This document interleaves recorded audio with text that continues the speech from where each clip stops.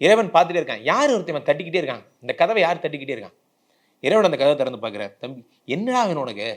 God அருள் புரிங்க God. சரிடா போடா, அவ்வளோதான் முடிஞ்சு. ஒரு வாய்ப்பு கிடைக்கிற வரைக்கும் கஷ்டம், கிடைச்சதுக்கப்புறம் பிடிச்சி மேலே வந்துடணும். என் அனுபவத்தில் சொல்லுகிறேன் நண்பர்களே, எதை நீங்கள் தட்டிக்கொண்டே இருக்கிறீர்களோ அது உங்களுக்கு கிடைக்கும். மற்ற மதங்களில் இதுதான் சொல்றாங்க. நீங்கள் எது உங்களுக்கு வேணுமோ அதை ஜஸ்ட் ட்ரீம் பண்ணுங்கிறார். பெரிய பெரிய தத்துவ ஞானிகள் சொல்றாங்க. நீங்க ஒரு பெரிய கார்ல வர்ற மாதிரி, ஒரு பெரிய வீடு இருக்கிற மாதிரி, நீங்க இந்த துறையில மிகப்பெரிய ஆளான மாதிரி, இந்த சேனல்ல உங்களை கூப்பிட்டு கோல்டு மெடல் போட்ட மாதிரி, இப்படிதான் நீங்க கற்பனை பண்ணுங்க. அந்த கற்பனை ஒரு நாள் உண்மையாகும். அந்த கற்பனை உங்களை கூட்டிட்டு போகும். எண்ணங்களின் பவர். உங்கள் எண்ணங்கள் தான் உங்கள் சொல்லுகளாகிறது.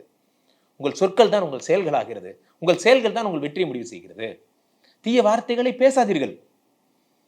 தவறான வார்த்தைகளை யாராவது உங்களை டிமோட்டிவேட் பண்றாங்க, யாராவது உங்களுக்கு உங்க மைண்ட் டவுன் பண்றாங்கன்னா அவங்க கூட பேச